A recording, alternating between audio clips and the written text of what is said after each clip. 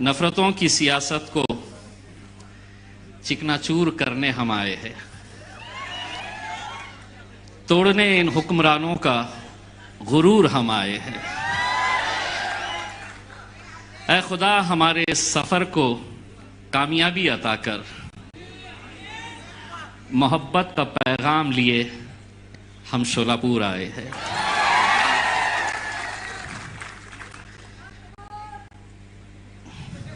अभी बहुत बोलना बाकी है।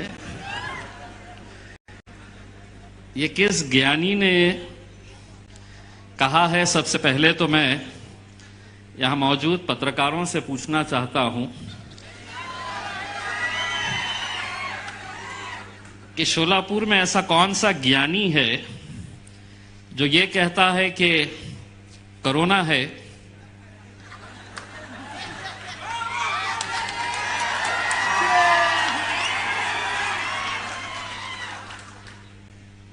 दुनिया बता रही, एक हॉल में, एक कमरे में, एक रिक्शे में, एक गाड़ी में, एक प्लेन में बैठना नहीं। असद साहब आए, बोले नहीं हॉल में बैठ जाओ।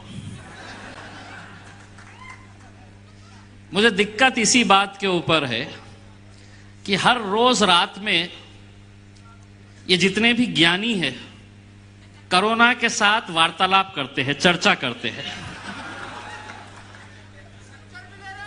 अब अगर खुले मैदान में इजाजत दे देते, हम आराम से दूर दूर बैठते।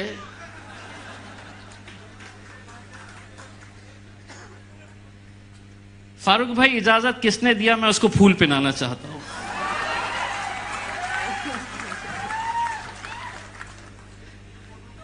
नहीं, आप मुझे खुद बताइए,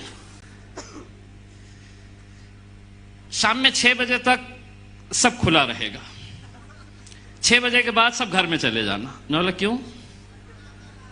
बात हुई?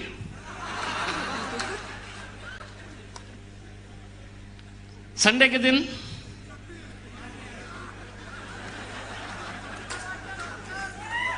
नहीं, बोले पब्लिक घर में रहती तो कोरोना भी थोड़ा आराम करना चाह रहा था। अब मैं इतना बहस कर रहा, इतना लड़ रहा था। ठीक है, हम भी जानते हैं कि कोरोना है, हमको पूरी एहतियात बरतनी चाहिए, लेकिन जब ऐसे फैसले होते हैं तो कहीं ना कहीं हमें भी लगता है कितनी ज्ञानी सरकार महाराष्ट्र के अंदर बैठी है। अगर 3 पहियों की गाड़ी के ऊपर चल रही है तो आप समझ सकते हैं कि उनके दिमाग का लेवल कितना होगा करके। आज हमें यहां पर शोलापुर में आना ये कई दिनों से तय था, और फारूक साहब ने बिल्कुल सही बताया है। महाराष्ट्र की पूरी जिम्मेदारी मेरे ऊपर और गफ्फार कादरी साहब के ऊपर। असद भाई बोले नहीं, शोलापुर मेरे पास रखूंगा मैं।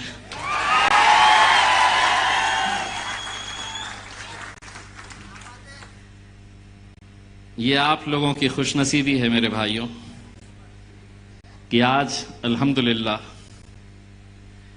मुझे ये नहीं पता है, कुछ शहर और महाराष्ट्र के ऐसे हैं जिनका असद साहब का एक दिल का रिश्ता है, जिसमें एक शहर मेरा है औरंगाबाद, तो दूसरा शहर फारूक शाब्दी का है शोलापुर। चुनाव तो फारूक मेरे पास भी होने वाले हैं, आपके पास भी होने वाले हैं। अब आवाम तय करेगी कि असद साहब को मोहब्बत कौन ज्यादा करता है, शोलापुर करती है या औरंगाबाद करता है।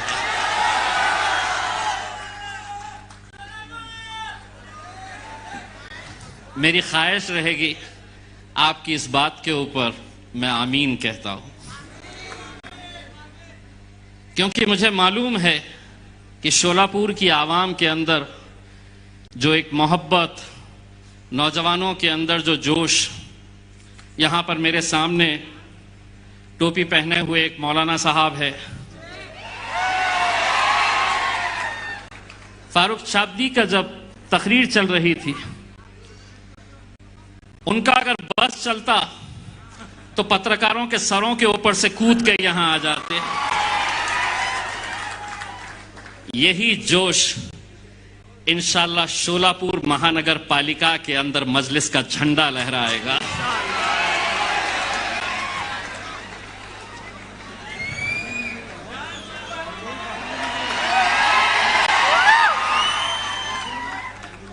चचा बोले जान की बाजी लगाएंगे।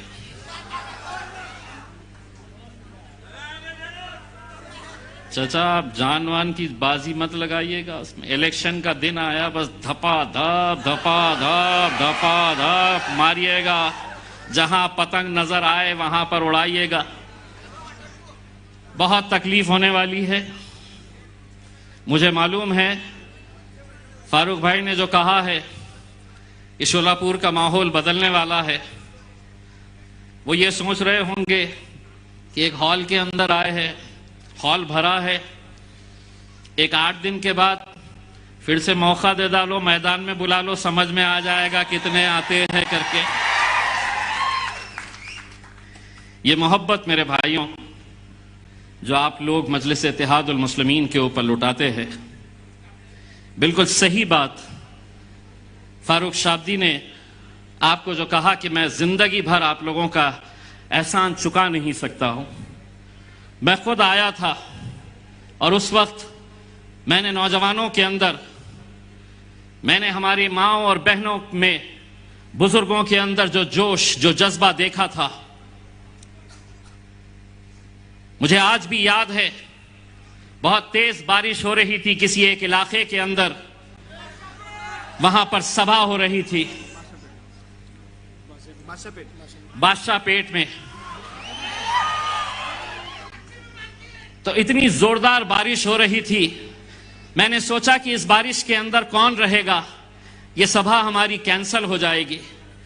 लेकिन जब उस इलाके के अंदर मैं गया, उतनी तेज बारिश के बीच में नौजवानों और बुजुर्गों से ज्यादा बारिश में भीगती हुई हमारी माएं और बहनें खड़ी हुई थी। यकीनन हम भी आप लोगों का तहे दिल से शुक्रिया अदा करते हैं। हम भी जिंदगी भर आप लोगों के एहसानमंद रहेंगे। दोस्तों, आज जिस दौर से हम गुजर रहे हैं, वहां पर हर एक के निशाने के ऊपर अगर कोई है तो हम लोग हैं। चाहे वो सियासी मैदान के ऊपर हो या कोई अलग अलग मुद्दों के ऊपर हो, हर एक के निशाने के ऊपर हम। आपको पता होगा, मुझे मालूम है कि शोलापुर में भी बहुत जोरों से तैयारियां चल रही थी। 27 नवंबर को हमने एक नारा दिया था, चलो मुंबई। मुझे मालूम था इतनी आसानी से तो हमें आने नहीं देंगे, इतनी आसानी से हमको इजाजत नहीं देंगे, ये हम अच्छी तरह से जानते हैं। हम मुंबई जा रहे तो क्यों जा रहे थे? क्या हम सिर्फ वहां पर एक ताकत दिखाने के लिए जा रहे थे, या हम कुछ मुद्दों को लेकर आपके बीच में आ रहे थे? हमें मालूम था कि फूलों से हमारा इस्तकबाल तो किया नहीं जाने वाला, इजाजत तो हमें दी नहीं जाने वाली। ये हम अच्छी तरह से जानते थे। किन मंत्रियों के, किन राजनीतिक पार्टी के दबाव के अंदर मुंबई की पुलिस कुछ दिनों के बाद हमें एक पत्र देती है और कहती है कि 27 नवंबर को हम मुंबई में आपके चलो मुंबई के नारे को इजाजत नहीं देते। क्यों? कोरोना है बोले। सारा कोरोना ये हमारे पीछे क्यों लगा हुआ रहता है? आप ये देखिए, पिछले हफ्ते शिवसेना जिसकी सरकार जिसका मुख्यमंत्री है, औरंगाबाद में एक भव्य मोर्चा निकालते हैं। 2 मंत्री आते हैं, उसमें एक मेंबर ऑफ पार्लियामेंट मुंबई से आता है।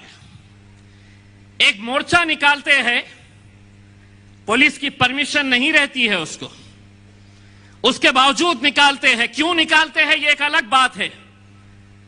बताऊं क्यों निकालते हैं? बोले महंगाई बहुत हो गई है, वो कम करने के लिए हम मोर्चा निकाल रहे हैं। जो सत्ता में बैठे हैं, जिसका मुख्यमंत्री है, जिसकी हुकूमत महाराष्ट्र के अंदर है, वो कहते हैं कि हम महंगाई हो गई है तो उसके विरोध में हम मोर्चा निकाल रहे हैं। पुलिस की इजाजत नहीं रहती है तो मोर्चा निकालते हैं, सिर्फ इस बुनियाद के ऊपर कि तुम्हारी सत्ता है तो हमें इजाजत की जरूरत नहीं। 2 दिन बाद नागपुर के अंदर भारतीय जनता पार्टी बिना किसी इजाजत के नागपुर में मोर्चा निकालती है, आंदोलन करती है, कोई पुलिस की परमिशन नहीं रहती है। राष्ट्रवादी कांग्रेस के अजीत पवार साहब 3-3 सभाएं लेते हैं, बड़ी बड़ी सभाएं लेते हैं, तब कोरोना कहां रहता है? क्यों नहीं रहता है वहां पर? लेकिन हम अगर हमारे हक के लिए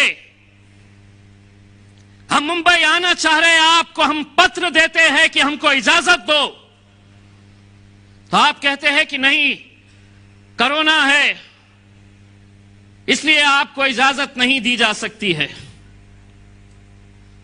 27 नवंबर का हमारा चलो मुंबई का नारा जो हमने दिया था, पुलिस डिपार्टमेंट की इज्जत को रखते हुए हम उसे आगे बढ़ाए। लेकिन हमने कहा कि अब चलो मुंबई नहीं, अब नारा यह है, मुंबई तो हम आएंगे, किसी सूरत में भी आएंगे। अभी आज पूरे महाराष्ट्र की आवाम को बैरिस्टर असदुद्दीन अवैसी साहब की इजाजत से मैं ये ऐलान करता हूं कि अब मुंबई का नारा चलो मुंबई, अब 11 दिसंबर को इंशाअल्लाह हम सब मिलकर चलेंगे। हम गाड़ियों में जाएंगे, गाड़ी पे कोई हरा झंडा नहीं, कोई नीला पीला झंडा नहीं, कोई भगवा झंडा नहीं। यौम आजादी के 75 साल हम मना रहे हैं। यौम आजादी का अमृत महोत्सव मनाया जा रहा है। महाराष्ट्र के जिस कोने से गाड़ी निकलेगी, हर गाड़ी के ऊपर हमारा तिरंगा रहेगा। उस तिरंगे को लहराते हुए हम मुंबई जाएंगे। पुलिस को हमने फिर से पत्र दिया है, दे दो, कोरोना से हम बात कर लेंगे कि 11 को थोड़ा आराम करो। और ये भी सुन लो, 2 तो आएंगे, ना 2 भी आएंगे। उन्होंने ये कहा अपने पत्र में कि अमरावती में, नांदेड़ में, मालेगांव के अंदर जो घटनाएं हुई है उसे देखते हुए हम आपको इजाजत नहीं दे सकते हैं। मजलिस इत्तेहादुल मुस्लिमीन महाराष्ट्र की पुलिस को यह बताना चाहती है, हम किसी भी तरह के तशद्दुद को, हिंसा को हम समर्थन नहीं करते हैं।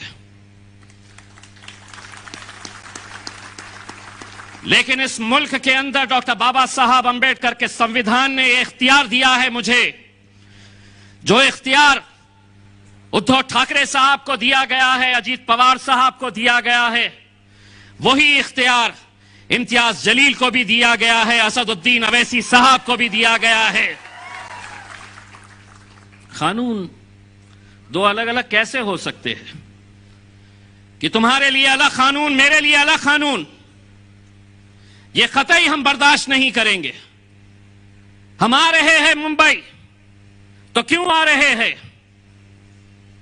5% रिजर्वेशन 2014 में बॉम्बे हाई कोर्ट ने जब अलग अलग रिजर्वेशनों की बातें अदालत के सामने गई, मामला अदालत ने पूरा संजीदगी के साथ बारीकी से देखा, समझा, तब उसके बाद यह फैसला किया कि 5% रिजर्वेशन मुसलमानों को एजुकेशन के अंदर मिलना चाहिए।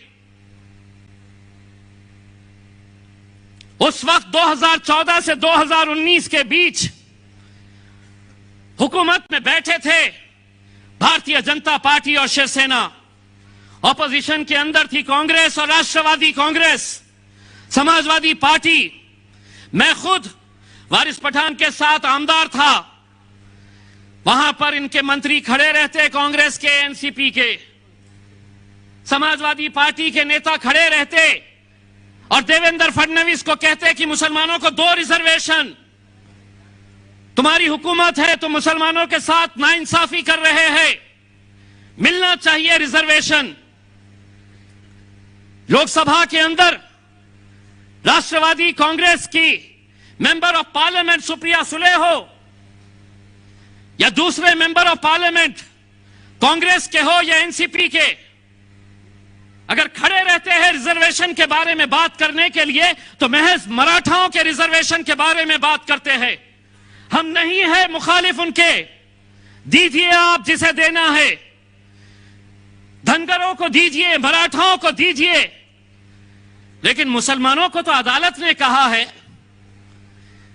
जब वो वहां पर भाषण कर रहे, सुनील तटकरे साहब एक एमपी है राष्ट्रवादी कांग्रेस के, उन्होंने तकरीर किए।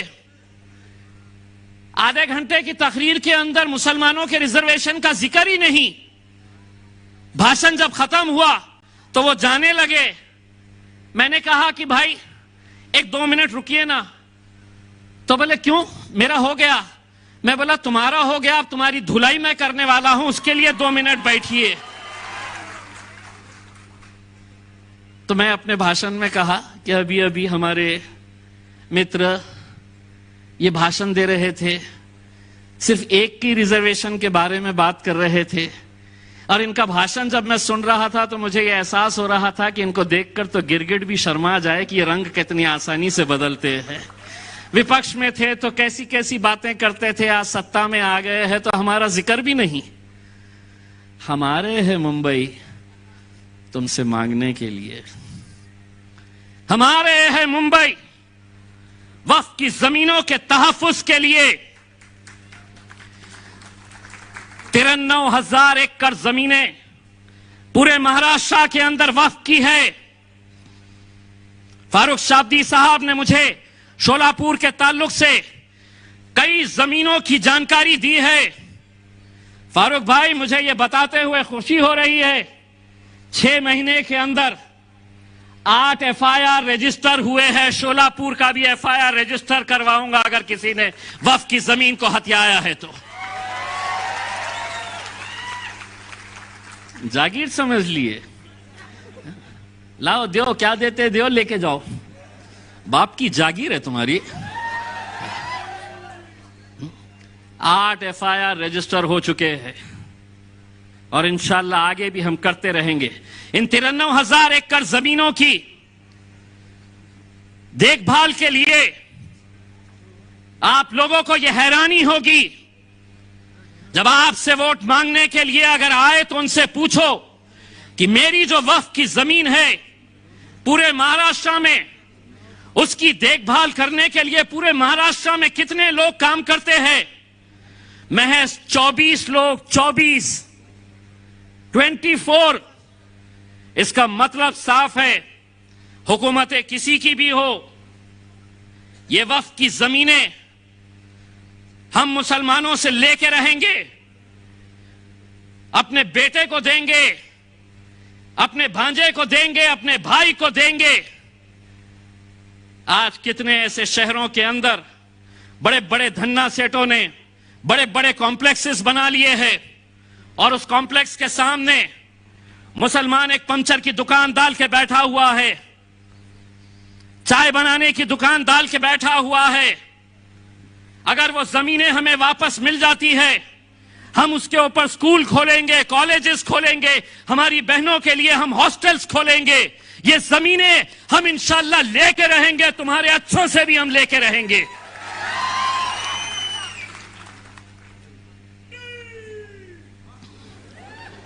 आपसे ये कहा जाएगा कि क्यों जा रहे हो। दोस्तों, मैं एक बात कहना चाहता हूं।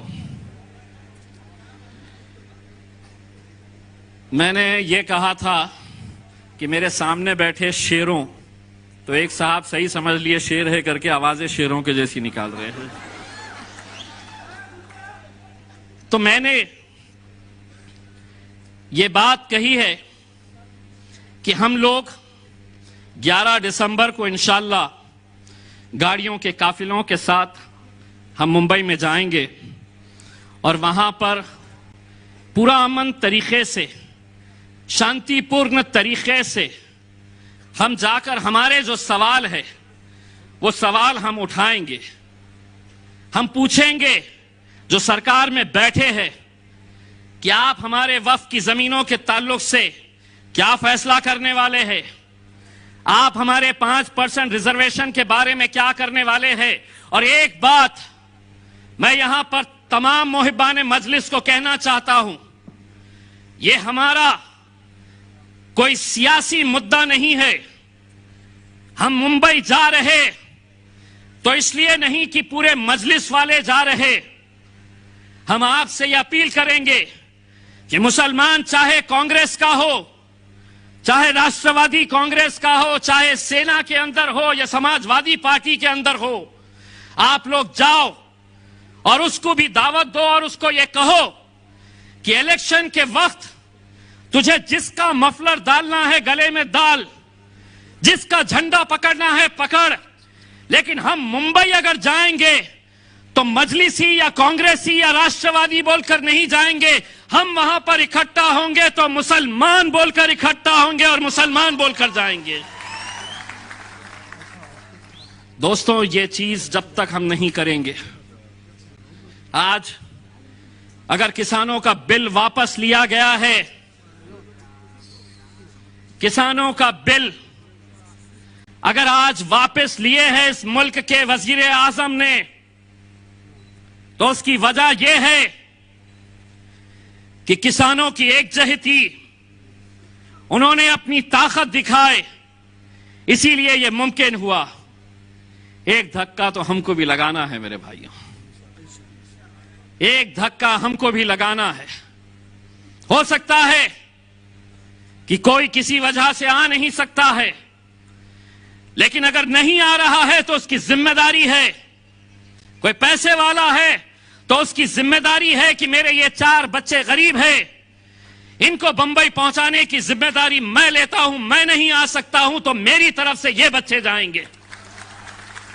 अपनी जान, अपना माल जब लगाएंगे, एक ताकत बंद खड़े रहेंगे। आपको कांग्रेस वाले कहेंगे इसके पीछे क्यों जा रहे, वहां पे तो असदुद्दीन अवैसी साहब आने वाले हैं। इम्तियाज जलील बोल रहा तो तुम चले जाएंगे क्या? अब मैं क्या करूं? महाराष्ट्र में एकलौता एक 48 एमपीस महाराष्ट्र में होते हैं। अब एकलौता एक मुसलमान एमपी चुनकर आया और वो इत्तेफाक से मैं हूं, तो मैं क्या करूं? तुम चुनाकर नहीं लाते हैं तो मैं क्या करूं? अगर तुम लाते, पवार साहब 1-2-4 ला लेते, कांग्रेस वाले 1-2-4 लेके आ जाते, तो यकीन मानो इम्तियाज जलील उनसे कहता कि तुम इसका नेतृत्व करो, मैं एक कार्यकर्ता बनकर तुम्हारे पीछे आता हूं करके। दोस्तों, अपने इख्तिलाफ, छोटी छोटी बातों को नजरअंदाज करते हुए हमको एक ताकत बनकर खड़े रहने की जरूरत है। मैंने जैसा आपको कहा है कि हम किसी भी तरह का कोई तशद्दुद में हम यकीन नहीं रखते। इस मुल्क के जमहूरियत की सबसे खूबसूरती यह है कि हम अपना एहतजाज बहुत अच्छे तरीके से भी दर्ज करा सकते हैं, हमारी नाराज़गी हम सरकार के लिए बहुत अच्छी तरह से दर्ज करवा सकते हैं। हम जो अमरावती में, नांदेड़ में, मालेगांव के अंदर जो हुआ है, हम यकीनन उसकी मजम्मत करते हैं। कोई मजहब ये नहीं सिखाता है, और खुसूसन मुसलमानों का हमारा जो मजहब है वो क़तई इस बात की इजाज़त नहीं देता है कि हम किसी बेकसूर के ऊपर हमला करें। और वही बात जो अमरावती के अंदर दूसरे दिन भारतीय जनता पार्टी के लोगों ने की कि नहीं, हम सड़क पे उतरेंगे, हम जलाएंगे, हम तोड़ेंगे, हम फोड़ेंगे। मैं उनको ये बताना चाहता हूं, इस मुल्क की संस्कृति ये नहीं कहती है। इस मुल्क के अंदर कानून है, कायदे है, उसके हिसाब से हम सबको चलने की जरूरत है। मैं आप लोगों से इतनी इल्तिजा करना चाहूंगा। फारूक शाब्दी की एक बहुत अच्छी बात मुझे पसंद आई। उन्होंने कहा कि बहुत सारे ख्वाहिशमंद है। यकीनन फारूक भाई, बहुत सारे ख्वाहिशमंद उसी पार्टी के अंदर होते हैं जिसमें उन्हें कामयाबी नजर आती है। और जब वो देख रहे हैं कि शोलापुर के अंदर पतंग कैसी लहरा रही है, कैसी उड़ रही है, तो यकीनन बहुत सारे लोगों की ख्वाहिशें रहेगी। लेकिन हम अगर मजलिस से मोहब्बत करते हैं तो हम ओहदों से मोहब्बत नहीं करना चाहिए, हम अपने पोस्ट से मोहब्बत नहीं करना चाहिए। आज बैरिस्टर असदुद्दीन अवैसी साहब यहां पर सामने बैठे हैं, मेरे हमारे सबके कायद है। अगर उन्होंने मुझे अभी कहा कि अब महाराष्ट्र का सदर इम्तियाज जलील नहीं रहेगा, ये लड़का जो टोपी पहनकर बैठा है ये रहेगा सदर, तो इम्तियाज जलील लब्बैक कहेगा उसके ऊपर।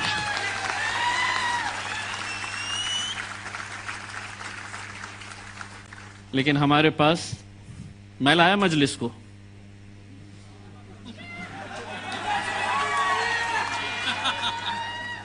मेरी वजह से चलती, मैं देखता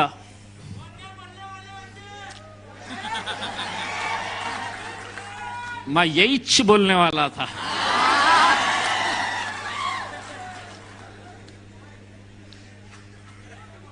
औरंगाबाद से टिकट ले ले बेटा, तू औरंगाबाद से आ जा। मैं आप लोगों से सिर्फ इतनी इल्तिजा करना चाहूंगा कि फारूक शाब्दी अल्हम्दुलिल्लाह जो काम कर रहे हैं, और मुझे ये बड़ी खुशी है इस बात की कि फारूक शाब्दी ने शोलापुर में इतने कम वक्फे के अंदर सिर्फ भीड़ इकट्ठा नहीं की है, उन्होंने लोगों का दिल जीतने का काम किया है।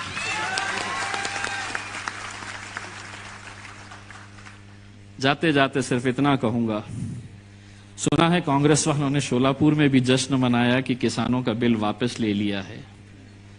28 दिन से सुना है कांग्रेस भवन के सामने बहुत सारे किसान आंदोलन के ऊपर बैठे हैं।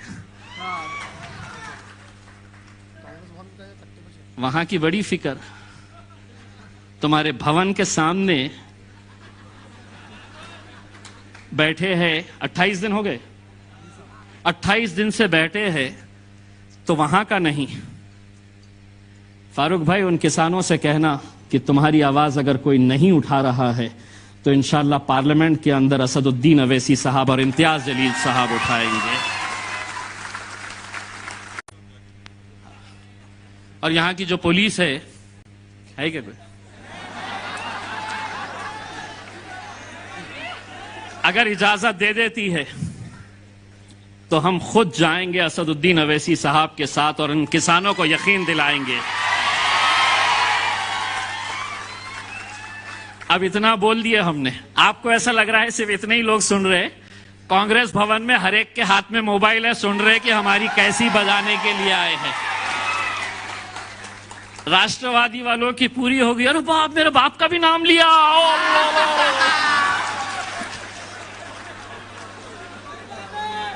और ये दोनों ने अभी किससे शादी की है मालूम?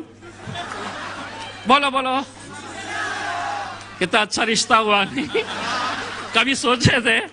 जिंदगी गुजर गई, पूरी जिंदगी कांग्रेस वाले खड़े रहते तो सेना को गालियां, राष्ट्रवादी खड़े रहते तो सेना को गालियां। सेना का वजूद ही इस वजह से हुआ कि नहीं, कांग्रेस और राष्ट्रवादी को खत्म करना है। सत्ता की लालच कैसे होती है, रिक्शा चला रहे 3 पहियों का। अभी इंशाल्लाह आपको असद साहब को भी सुनना है और बहुत जल्द हम यहाँ के ज्ञानी अधिकारियों को ये कहेंगे कि आप कोई हॉल में नहीं, बाहर इजाजत दो, फिर बड़ी बड़ी बातें करेंगे, अच्छी अच्छी बातें करेंगे उसके अंदर। आप लोग यहाँ पर आए, बहुत बहुत शुक्रिया। व आखिर दावाना अल्हम्दुलिल्लाह। बहुत बहुत शुक्रिया जनाब इम्तियाज जलील साहब। इसके बाद हमारे मजलिस इत्तेहादुल मुस्लिमीन के पूरी टीम के जानिब से जो शहर शोलापुर के, खासकर मैं पीछे पीछे हटने के लिए बोल रहा हूँ, सभी हजरात माइक के करीब ना जाए, माइक के करीब ना जाए, पीछे जाए। यहाँ पर मजलिस इत्तेहादुल मुस्लिमीन के पदाधिकारियों के जानिब से जनाब असदुद्दीन ओवैसी साहब और उसके बाद इम्तियाज जलील साहब, फारूक शाब्दी साहब, डॉक्टर गफ्फार कादरी साहब, इनकी गुलपोशी होगी। इसके बाद मैं बिला ताखिर मैं नकीब मिल्लत को इस शेर के साथ दावत सुखन दूंगा। तख्त व ताज भी झुकते हैं मेरे कायद के पास, तख्त व ताज भी झुकते हैं मेरे कायद के पास। अल्लाह हर दौर में हम सबको ऐसा कायद अता करे। इंसाफ की आवाज असदुद्दीन ओवैसी, गंगा जमुना तहजीब का प्रतीक असदुद्दीन ओवैसी, कल भी बोलते थे और आज भी बोलेंगे, हमारा कायद है असदुद्दीन ओवैसी। तो टेपू के आसार औरंगजेब का किरदार, टेपू के आसार औरंगजेब का किरदार देखा है मेरे कायद में। तूफानों से लड़ना, दरियाओं से उलझना देखा है मेरे कायद में। जनाब अलहाज बैरिस्टर असदुद्दीन ओवैसी साहब।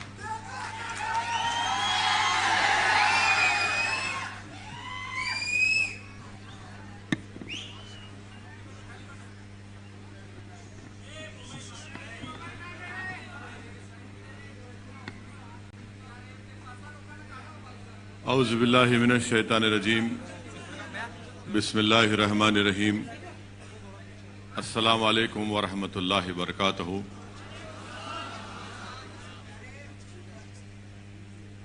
मेरी इज़्ज़तदार माँ और बहनों, मुअज़्ज़िज़ हाज़रीन कराम, बुज़ुर्गान मिल्लत, मेरे गयूर नौजवान साथियों, महाराष्ट्र के सदर और वर्किंग प्रेसिडेंट जनाब इम्तियाज जलील साहब और डॉक्टर गफ्फार कादरी साहब, ज़िले शोलापुर के मजलिस इत्तेहादुल मुस्लिमीन के सदर मोहतरम जनाब फारूक शाब्दी साहब, शोलापुर के तमाम मजलिस इत्तेहादुल मुस्लिमीन के अरकान, जिम्मेदारान, मैं आप तमाम का शुक्रिया अदा करता हूं कि आपने अपना कीमती वक्त निकालकर आज के इस इजलास में शिरकत की। और जैसा कि जनाब फारूक साहब ने बताया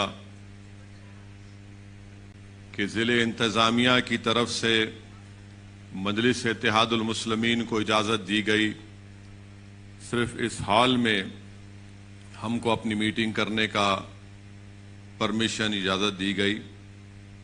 मैं आपसे वादा कर रहा हूं कि इंशाअल्लाह ताला आइंदा जब जलसा होगा मजलिस इत्तेहादुल मुस्लिमीन का, तो जैसा हम हमेशा खुले मैदान में या स्टेडियम में करते उसी तरह एक जलसा होगा इंशाअल्लाह ताला।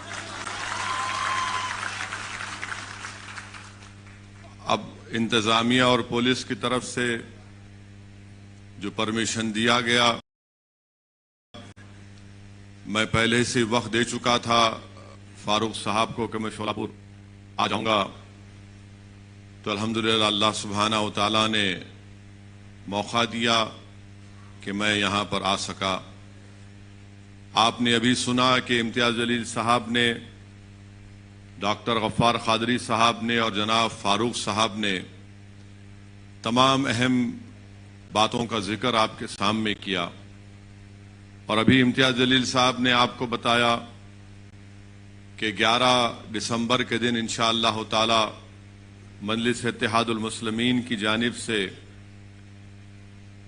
महाराष्ट्र के मुसलमानों को रिजर्वेशन के लिए और महाराष्ट्र में वक्फ जायदादों की हिफाजत के लिए मजलिस इत्तेहादुल मुस्लिमीन ने ये प्रोग्राम बनाया कि हम चलो मुंबई का एक ऐलान किए जो 27 नवंबर को होना था, मगर हुकूमत की तरफ से हमको इजाज़तनामा नहीं दिया गया और हमारी दरख्वास्त को ये कहकर मुस्तरद कर दिया गया कि कोविड है, फलां है।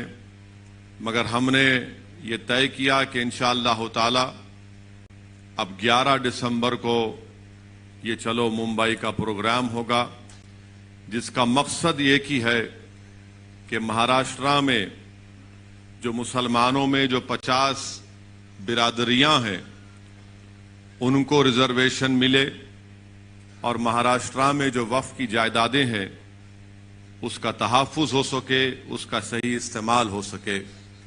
ये दो अहम पॉइंट्स पर ये एहतजाजी प्रोग्राम और ये चलो मुंबई का ऐलान किया गया। मेरे अजीज दोस्तों और बुजुर्गों, मैं आपको बताना जरूरी समझता हूं कि जब असेंबली के इंतखाबात हो रहे थे तो उस वक्त भी मुझे यहां आने का मौका मिला और जनाब फारूक साहब की इंतखाबी मुहिम में मैं यहां पर आया था।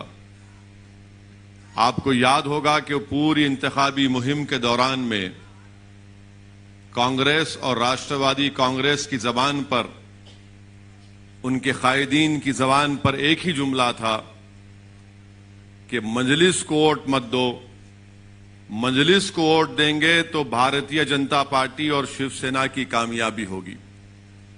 ये आपने सुना था या नहीं सुना था?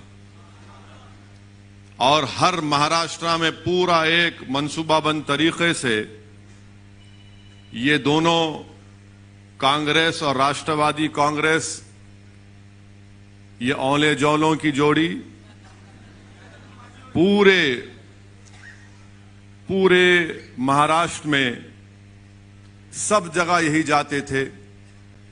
जहां पर मुसलमानों के इलाकों में जाते वहां पर यह बात जरूर कहते कि मजलिस को वोट मत दो क्योंकि शिवसेना और बीजेपी को फायदा होगा।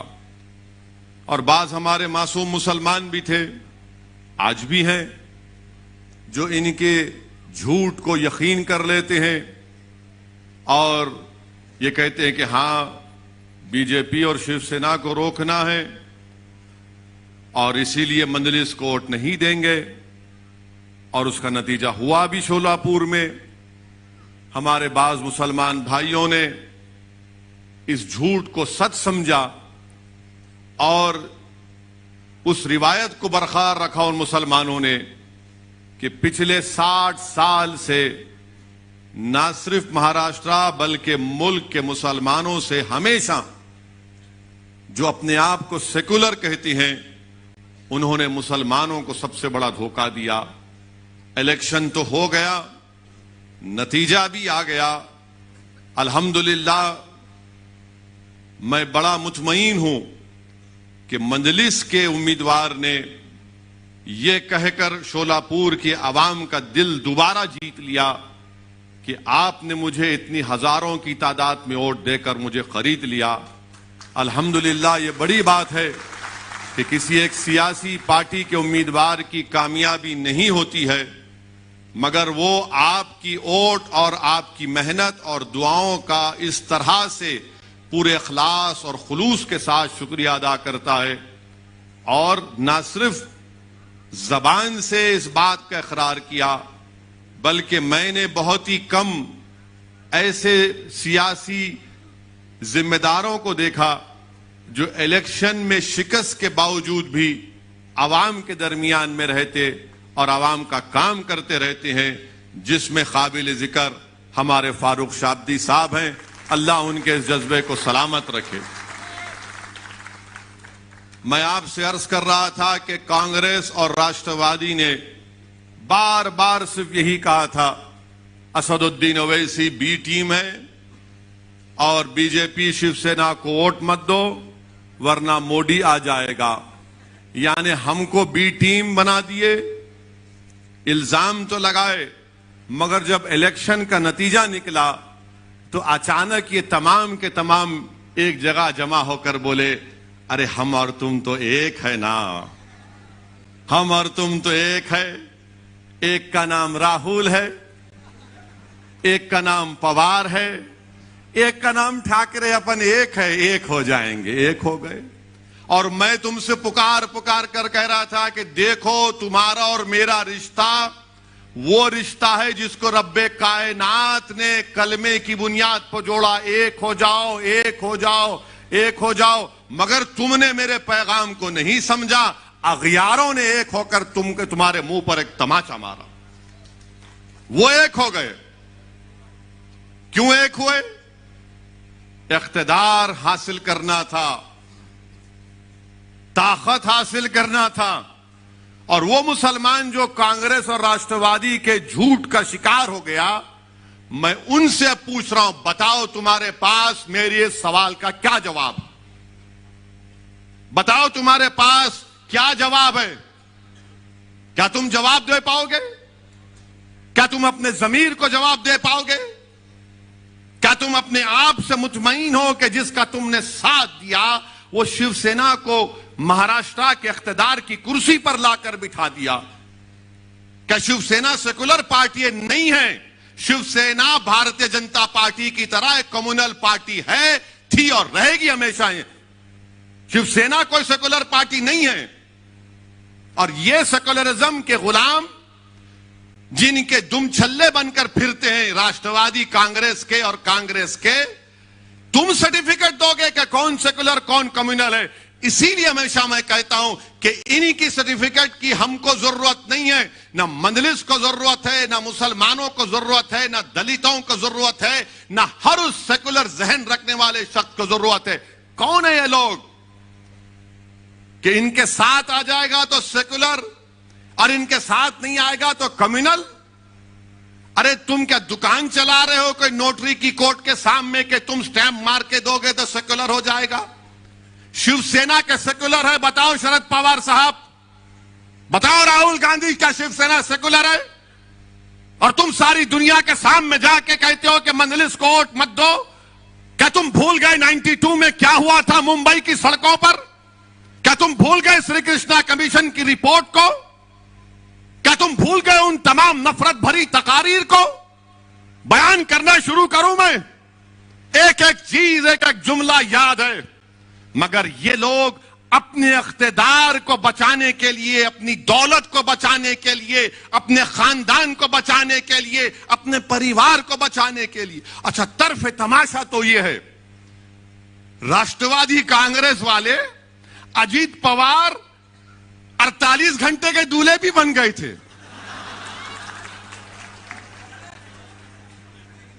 48 घंटे का कोई दूल्हा बनता है? अजीत पवार और फडणवीस मिलकर शादी कर लिए। अब इसमें दुल्हन कौन थी नहीं मालूम, पवार साहब बताएंगे। हम तो दूल्हे भाई हमेशा के लिए, हमको नहीं मालूम। 48 घंटे के लिए अचानक सुबह सुबह दौड़ रहे हैं, तू मुख्यमंत्री मैं डिप्टी, और फिर पूरे फाइल गायब, पूरी फाइल गायब। और फिर बाद में सेकुलर हो आते हैं, नहीं नहीं नहीं वो गंदा है फडणवीस, बीजेपी है। और फिर उद्धव ठाकरे को बोलते नहीं नहीं ये दूध का धुलावा है, शिवसेना अच्छी है। अब जाके कोई पूछेगा इनसे, जवाब दो, ये क्या ड्रामा किया तुमने? अगर कोई मुसलमान राष्ट्रवादी कांग्रेस का निकलकर किसी और पार्टी में आ जाता, मिसाल के तौर पर मंदलिस में आ जाता है, तो उसको बोलेंगे ये गद्दार है, निकाल के फेंकेंगे उसको, पुलिस पीछे लगा देंगे। नहीं, ये कैसा आ रहा है, मंदलिस में कैसे दाखिल हो रहा है? मगर आपका घर वाला जाकर बीजेपी को सपोर्ट करता है तो कुछ नहीं होता। ये क्यों बता रहा हूं कि आपको समझना है, महाराष्ट्र के मुसलमानों को समझाने के लिए, महाराष्ट्र के सेकुलर जहन रखने वाले लोगों को समझाने के लिए ने मजबूरी है, कहे की मजबूरी बताओ मेरे को, कहे की मजबूरी है। यानी हम सब भूल जाएं और तुम जो फैसला करोगे हम गुलामों की तरह, कैदियों की तरह तुम्हारे में हाँ मिलाते रहे। शिवसेना को तुमने सेकुलर बना दिया और मंजलिस को तुमने कम्युनल कह दिया। क्या इनका मामला है? और ये तीनों की, ये 3-1 की सरकार, 3-3 मिल के सरकार चला रहे हैं और फिर बोल रहे नहीं सेकुलरिज्म को बचाना है। कौन सा सेकुलरिज्म बचाएंगे?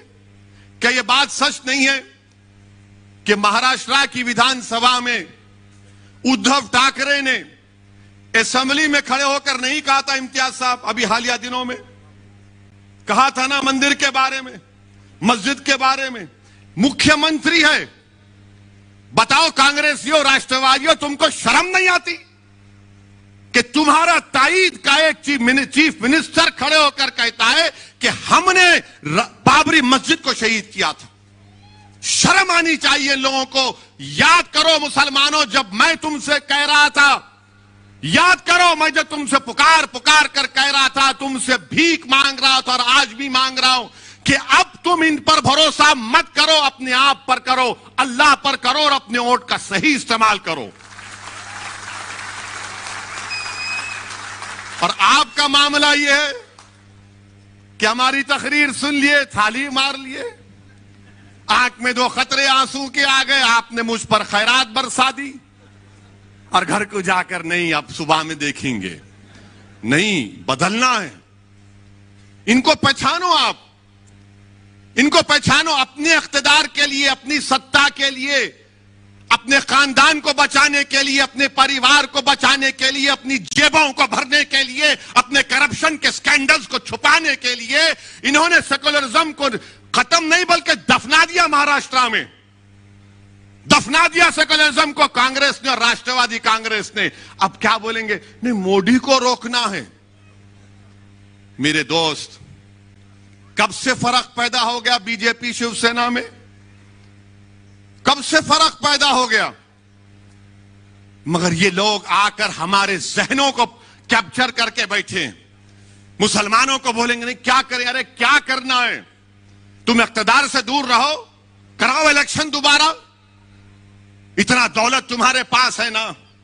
मगर नहीं, हमारे जज्बात का मजाक उड़ाया गया, सेकुलरिज्म को दफना दिया गया और सेकुलरिज्म की खबर पर ये कांग्रेस, राष्ट्रवादी उद्धव ठाकरे अपने इख्तिदार का महल बनाकर यहां पर महाराष्ट्र में हुकूमत कर रहे हैं। मेरे अजीज दोस्तों और बुजुर्गों, बताओ क्या राष्ट्रवादी कांग्रेस और कांग्रेस पार्टी भूल गई? भूल गए वो कि मुसलमानों को रिजर्वेशन? अब बात ही नहीं करते, कोई बात ही नहीं करता।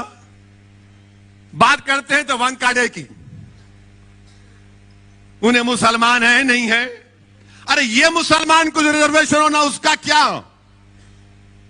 और क्यों होना मुसलमान को रिजर्वेशन? आपके पास कितने लोगों के पास जेब में कलम है? कितनों के पास नहीं है? हाथ उठाओ। यही परेशानी है मुसलमानों से। कलम रखो जेब में, ये कलम रखो, लिखो, याद रखो इन चीजों को। अब आप किसी को फोन करें, मेरे को फोन करते, इनका नंबर दो इम्तियाज जेल का, मैं लिखो बोलते, ए कलम ला। अरे कहां रखा कलम? जेब में कलम रखो, ये कलम तुमको जिंदा रखेगा। तलवार जिंदा नहीं रखेगी, कलम जिंदा रखेगा। हम क्यों रिजर्वेशन की बात कर रहे हैं? मैं उद्धव ठाकरे के लिए अब तकरीर करूंगा, यहां से शिवसेना के लिए करूंगा। अब आपको बताना पड़ेगा मेरे इन सवालों का जवाब। क्या बॉम्बे हाई कोर्ट ने अपने इंटरिम ऑर्डर में नहीं कहा कि महाराष्ट्र में वो मुसलमानों में जो 50 या 55 बिरादरियां, उनको रिजर्वेशन दिया जा सकता, क्योंकि वो समाजी तौर पर, तालीमी तौर पर, सोशली और एजुकेशनली बैकवर्ड है। क्या कहा था? नहीं कहा था? कहा था, और कहा कि तालीम में दो। उन्होंने कहा कि नौकरियों में भी दे सकते हैं, मगर नौकरियों का जो रिजर्वेशन है उसका कोटा बढ़ गया, मगर तालीम में दो। आपने क्यों नहीं दिया? क्या कांग्रेस पार्टी जबान बंद करके बैठी है? राष्ट्रवादी कांग्रेस मुंह बंद के बैठी है? यह तुम्हारी मोहब्बत है मुसलमानों से? मगर नहीं। हम क्यों पूछ रहे रिजर्वेशन? अब आप लिख लो इसको या याद रखो, ताकि अगर कोई महल्ले में कोई कांग्रेसी, राष्ट्रवादी या सैनिक आया तो उसको बोलना, ये बैठ जरा सुन, मेरी बर्बादी की दास्तान सुन और इसका जवाब दे।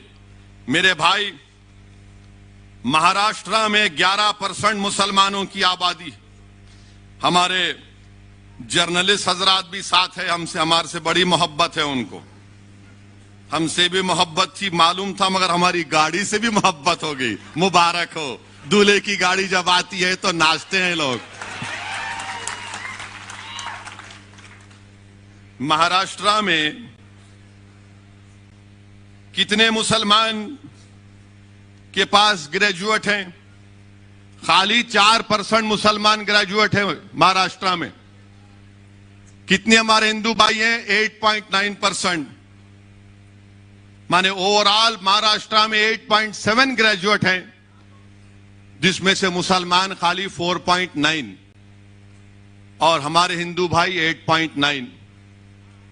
क्या ये आर्टिकल 15 और 16 को सेटिस्फाई नहीं करता कि हम इतने हमारे कम ग्रेजुएट हैं? और फिर इसके बाद आप देख लो ड्रॉप आउट रेट कितना है मुसलमानों का। ड्रॉप आउट रेट, अब आप खुद अंदाजा लगाइए कि जो मुसलमान प्राइमरी में, अगर 22% मुसलमान प्राइमरी स्कूल में है, मिडिल स्कूल में आते आते खाली 13% हो जाता। कितने? प्राइमरी में 22, तो मिडिल में आते आते 13 हो जाता, और वो मैट्रिक में आते आते खाली 12% हो जाता, और हायर सेकेंडरी इंटरमीडिएट में आते आते वो 7.1% हो जाता, और उसके बाद ग्रेजुएट खाली 4 होते। अब आप सोचो कि आपके घर में आपकी औलाद है, उसको आप प्राइमरी स्कूल में डाल दिए, अब तो को स्कूल खुल रहे हैं, यानी अगर 22% मुसलमान के बच्चे प्राइमरी स्कूल में हैं, तो मिडिल स्कूल में आते आते 13% हो जाता, मैट्रिक में आते आते 12% हो जाता, इंटरमीडिएट में, हायर सेकेंडरी में आते आते 7% हो जाता, ग्रेजुएट होते होते 4% हो जाता। यह सबसे कम है, सबसे कम है। ये नहीं देंगे मेरे को रिजर्वेशन, मेरे बच्चे नहीं पढ़ेंगे? क्या उनके मुस्तकबिल में नहीं है कि काबिल बने, पढ़े लिखे बने, डॉक्टर बने, इंजीनियर बने, MBA करे, MCA करे, गवर्नमेंट की नौकरी मिले? मगर नहीं, सेकुलरिज्म को तुमको जिंदा रखना है। तुम सेकुलरिज्म के गुलाम और कैदी बने हुए हो मुसलमानों। क्या मेरे मुकद्दर में यह लिखा है कि मैं सेकुलरिज्म के ट्रेन के स्टेशन पर हमेशा कूली बनकर इन जालिमों का बोझ उठाऊं? क्या तुम अपनी औलाद के मुस्तकबिल का बोझ नहीं उठाओगे? क्या तुम अपने बच्चों के लिए स्कूल नहीं मांगोगे? क्या तुम अपनी बच्चियों के लिए ग्रेजुएशन नहीं मांगोगे? तुम कब तक इन लोगों की गुलामी करोगे? और ये झूठ पे झूठ, झूठ पे झूठ, पीठ पे इतने खंजर मारे गए मुसलमानों के कि पीठ पे कोई जगह बाकी नहीं है जहां पे तुम्हारा जख्म ना हो। इतना धोखा दिया गया, इससे खून खौलता है जब यह पढ़ता हूं मैं। तो मेरी जबान का अगर कोई कहता है कि ओवैसी की जबान कड़वी है, तो यह क्या है? फिर मैं घर में जाकर सो जाऊं कि मेरी कौम के बच्चों को स्कूल नहीं है? 22% से स्कूल में दाखिला और ग्रेजुएशन तक सिर्फ 4%। क्या गरीबी मेरा मुकद्दर बना दोगे? क्या गुर्बत मेरी जिंदगी में रहेगा और मेरी औलाद भी रहेगी गुर्बत में? मेरे अजीज दोस्तों और बुजुर्गों, यह बर्बादी की दास्तान है महाराष्ट्र के मुसलमानों की। और फिर ये बोलते, आपको यह भी बताना चाहूंगा, यह पूरा डेटा है। मीडिया के लोग अगर ये समझ रहे हैं कहां से लाया, मैं दिमाग से नहीं लाया हूं, पढ़ के लाया हूं। और मैं कोई ऐसा बोलने वाला नहीं हूं। मैं उसकी तरह नहीं हूं जिसने कहा था किसानों को कैनाल में पानी नहीं आया तो जाके मुंह दो, उसको दिमाग नहीं होगा, मेरे को बहुत दिमाग है।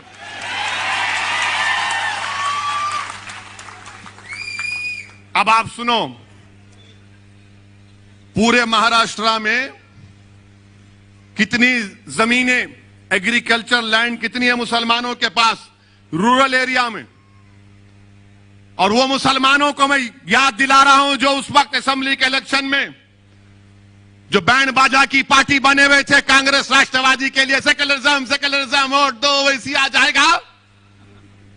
अब बोलो, देखो कितनी जमीन तुम्हारे पास है, जिरात की जमीन, एग्रीकल्चर जमीन देही इलाकों में। मराठाओं के पास, जिनके पास कोई जमीन नहीं है जिरात की, मराठाओं के 8.66% हैं जिनके पास एग्रीकल्चर की कोई जमीन नहीं है। कितने मुसलमानों के पास एग्रीकल्चर की जमीन नहीं है? अच्छा, यहां कोई गांव से आया, कोई गांव में जमीन है तुम्हारी, हाय तो हाथ उठाओ, डरो मत, नहीं डरो। कितने, 1 2 जो गांव में जमीन है जिरात की जमीन, कितने खाली 4 हाथ उठे, वहां 5 6। अब आप, ये सही है ना? फिर 83% महाराष्ट्र के मुसलमानों के पास रूरल एरिया में, देही इलाकों में कोई ज़राअत की जमीन नहीं है, कोई ज़राअत की जमीन नहीं है। और हमारे मराठा भाइयों के पास 8.66% उनके पास जमीन नहीं है। अच्छा, 2.5 एकड़ जमीन हमारे मराठा भाइयों के पास कितना है? 62.74%। और मुसलमानों के पास 10%। मुबारक हो, सेकुलरिज्म जिंदा है अभी, मुबारक हो तुमको। 62% जिसके पास 2.5 एकड़ जमीन है उसको रिजर्वेशन देंगे, जिसके पास 10% लोगों के पास 2.5 एकड़ जमीन है उसको नहीं देंगे आप, क्योंकि वो गरीब है, तुम तो दौलतमंद हो, तुम्हारे घरों में तो अरब का तेल निकल रहा है ना, घर में चिराग जलाने के लिए तेल नहीं है, और ये जालिम हमको रिजर्वेशन नहीं देंगे। और फिर जिसके पास 5 एकड़ जमीन है, हमारे मराठा भाइयों, 19% मराठा भाइयों के पास 5 एकड़ एग्रीकल्चर रूरल एरिया में लैंड है। मुसलमानों के पास कितनी, 5 एकड़ जमीन कितने लोगों के पास है महाराष्ट्र में? खाली 4.60%। 10 एकड़ 6% मराठाओं के पास है, मुसलमानों के पास कितने? 1.20। और फिर 10 एकड़ के ऊपर कितने मराठाओं के पास जमीन है? 2.70। मुसलमानों के पास 1% भी 10 एकड़ के ऊपर जमीन नहीं है। मुबारक हो आपको मुसलमानों, खास तौर से मुबारक उन लोगों को जो सेकुलरिज्म के झूठे वादे पर ये राष्ट्रवादी कांग्रेस को वोट देते, बल्कि गुलामी करना उनका मुकद्दर समझते। ये तुम्हारी बर्बादी की दास्तान बयान कर रहा हूं। और फिर इसके बाद आप जाइए, आपकी आमदनी कितनी है मालूम आपको? ये कमेटी बता रही है, कमेटी कह रही है कि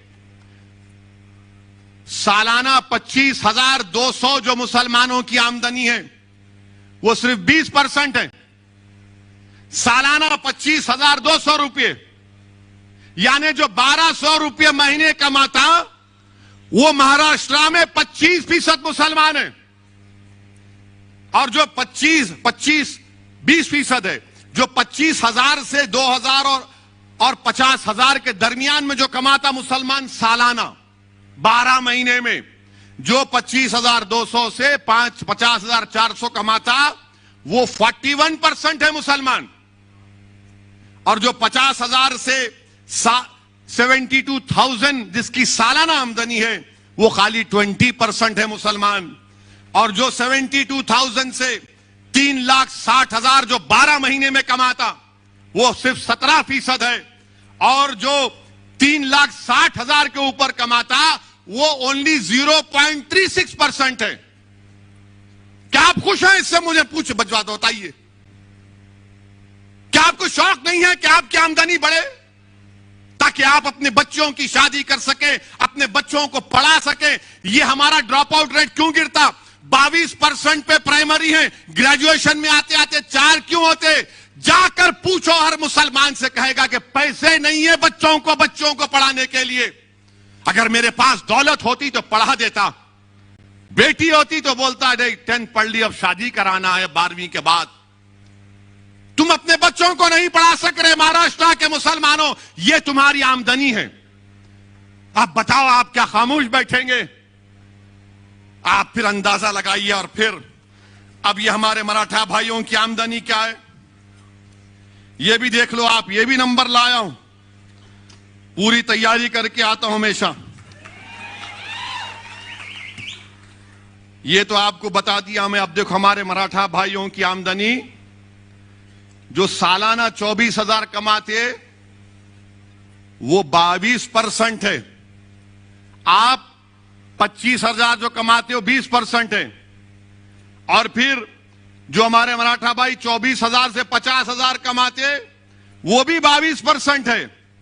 50,000 से 1 लाख जो कमाते सालाना 19% है। जो 1 लाख 4 लाख कमाते वो 8% है। और जो 4 लाख के ऊपर कमाते वो 0.46% है। चलो देख लो दोनों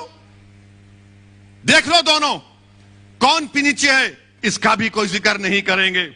अच्छा, फिर एक और आपकी बर्बादी की दास्तान।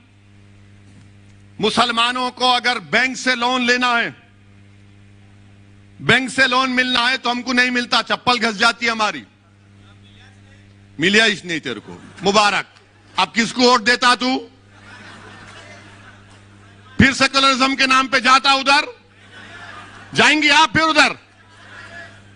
कितनों को वोट? आप देखो, आप 40% मराठा भाइयों को बैंक से लोन मिलता, मुसलमानों को बैंक कोऑपरेटिव मिला के खाली 5%।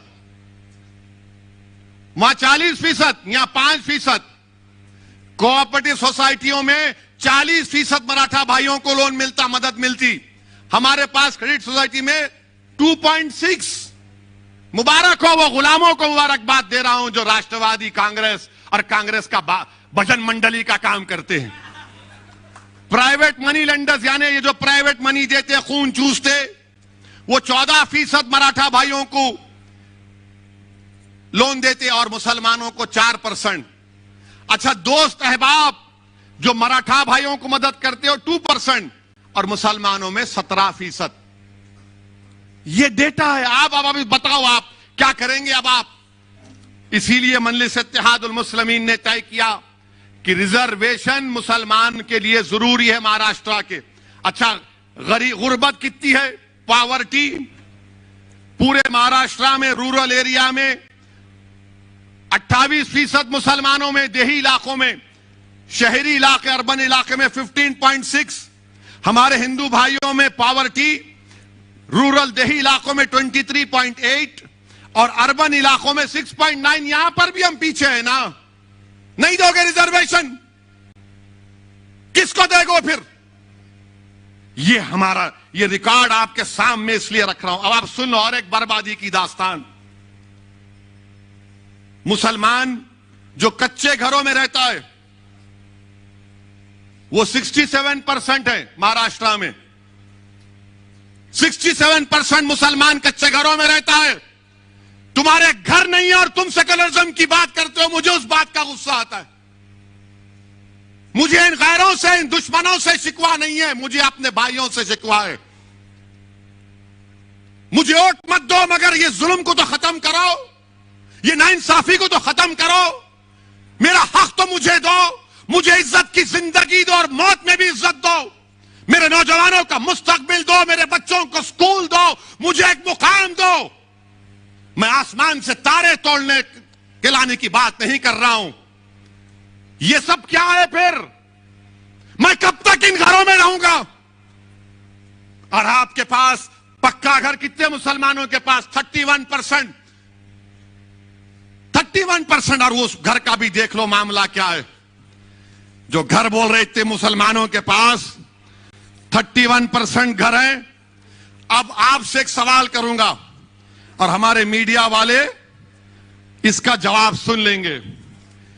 क्या मुसलमानों के एक घर में 3 लोग नहीं, 3-4 लोग नहीं सोते?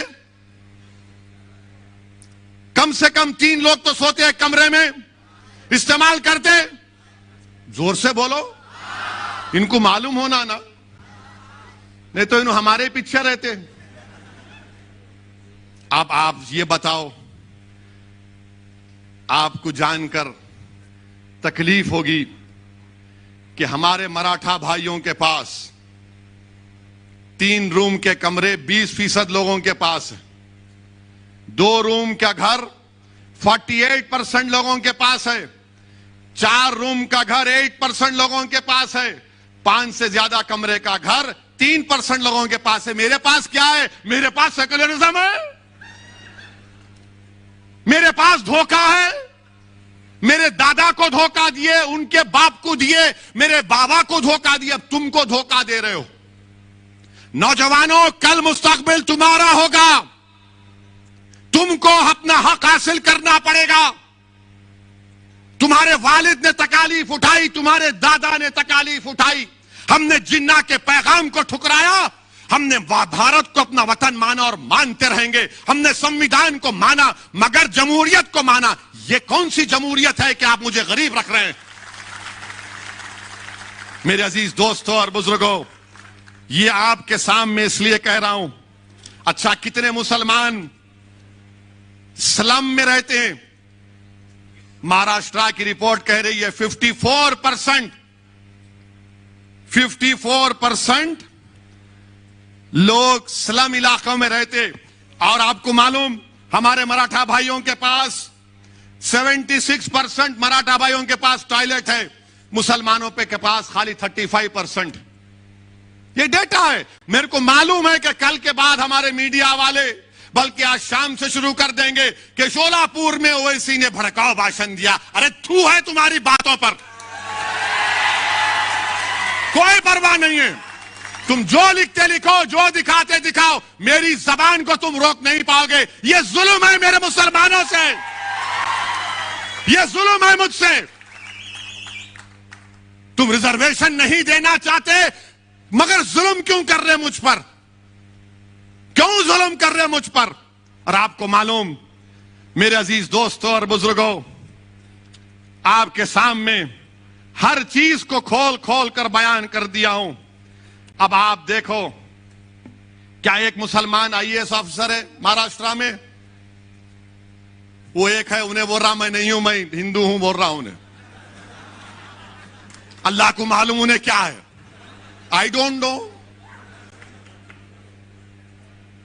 इधर भी है उधर भी है, उन्हें बिन पेंदे का लोटा है, उन्हें भी ऐसा है। और ये जो राष्ट्रवादी और कांग्रेस के बोलते अरे अरे नहीं मियां, उन्होंने आके बोल के चले जाते, उनका क्या है?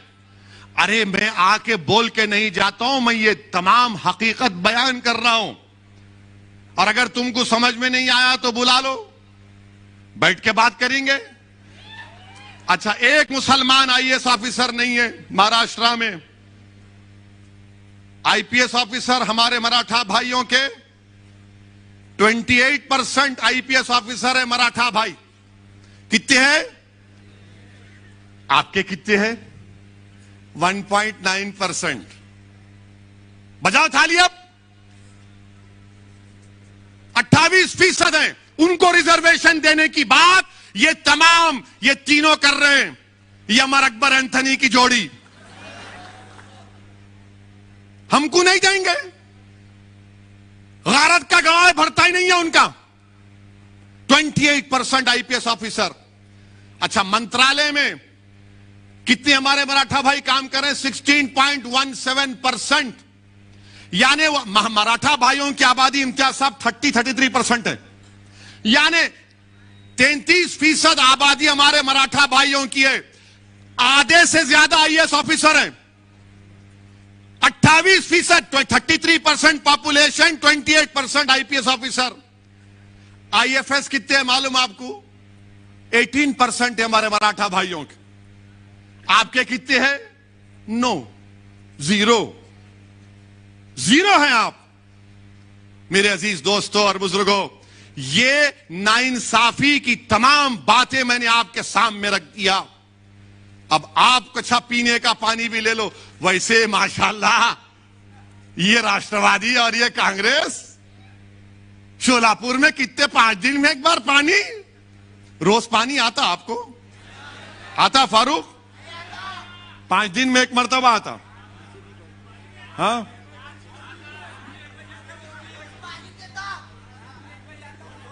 रात में 1 बजे आता। और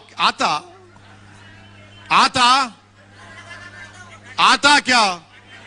कितने दिन में आता? तो तुम दोबारा आने देंगे उनको बल्दिया इलेक्शन में?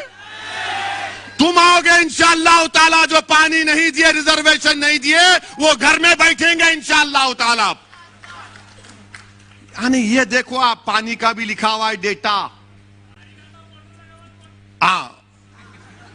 अब तुमको मैं मोटर लगा के जा रहा हूं, ये डेटा दे के खींच, अब दबा के मोटर लगा और खींच अपना रिजर्वेशन। अब तुमको मोटर का काम करना है। अब तुम खामोश नहीं बैठोगे, लगाओगे मोटर। राष्ट्रवादी, कांग्रेस, बीजेपी, शिवसेना मोटर, ये देख खींच। ये काम करना है आपको। आपको मालूम कितना पानी मिलता? मराठा भाइयों के घर में 35% पानी का कनेक्शन आपके पास, मुसलमानों के पास, यानी पब्लिक टैप, पब्लिक सब मिला के कितना है बोलू? पब्लिक वाटर टैप 46%, अपने पास खाली हैंड पंप। बोरवेल 16% मराठा भाइयों को, यहां पे खाली 4%। आप बताओ मेरे भाई, आप बताइए फिर। अब आप, इसीलिए मजलिस ने इन तमाम बातों को महसूस किया और हमने यह फैसला लिया कि अब और इस पर इंतजार नहीं किया जा सकता। हमको मुसलमानों के जो 50 बरादरियां हैं, जिनको हाई कोर्ट ने कहा कि इनको रिजर्वेशन मिल सकता है, मिलेगा।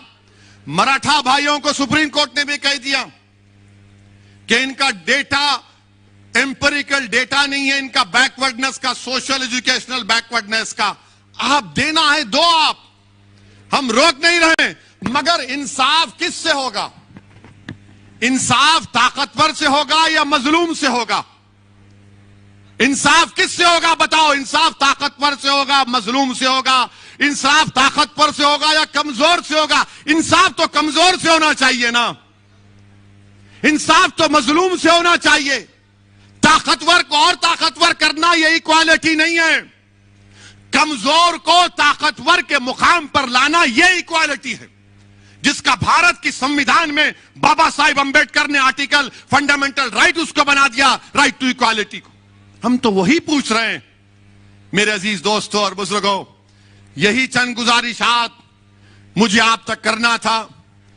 11 दिसंबर को चलो मुंबई का प्रोग्राम है, उसमें जरूर शिरकत करिए। अगर आप नहीं आ सकते तो उसके लिए दुआ करिए। और मैं ये महाराष्ट्र की सरकार से कह रहा हूं, ये अमरावती में जो तबाही और बर्बादी हुई, ठीक नहीं हुआ। क्या कर रहे थे हुकूमत आपकी? कैसा किसी दुकानों को जलाया गया? किसने किया ये? चाहे किसी मजहब के मानने वाले की दुकान हो। क्या सरकार चला रहे हैं तुम लोग? लॉ एंड ऑर्डर मेंटेन करना नहीं आता? तुमको नहीं मालूम था कि गड़बड़ होगी? किसने जुलूस निकाला वहां अमरावती में? दुकानों को तशद्दुद के जरिए बर्बाद कर दिया गया। मजलिस हमेशा से तशद्दुद किया है, मगर यह सरकार की जिम्मेदारी है। मेरे अजीज दोस्तों और बुजुर्गों, यही चंद बातें आप तक पहुंचाना था। अभी तो ये स्टार्ट लिया हूं, फिर आऊंगा, मैदान में जलसा होगा, इंशाअल्लाह आधी बात करेंगे पूरी। मगर आपसे गुजारिश है कि मैंने जिन इन अहम बातों का जिक्र किया, सोचिए थोड़ी देर के लिए, यहां से एक फिक्र लेकर जाओ। याद रखो कि मुस्तकबिल आपका है, रिजर्वेशन मुसलमानों का हक है। और महाराष्ट्र की सरकार, ये तीनों पार्टियों की सरकार अगर ये सेकुलरिज्म को, इक्वालिटी को मानते हैं, तो इनको महाराष्ट्र के मुसलमानों को रिजर्वेशन देना पड़ेगा। नागपुर के असेंबली के सेशन में बिल लाओ और महाराष्ट्र के मुसलमान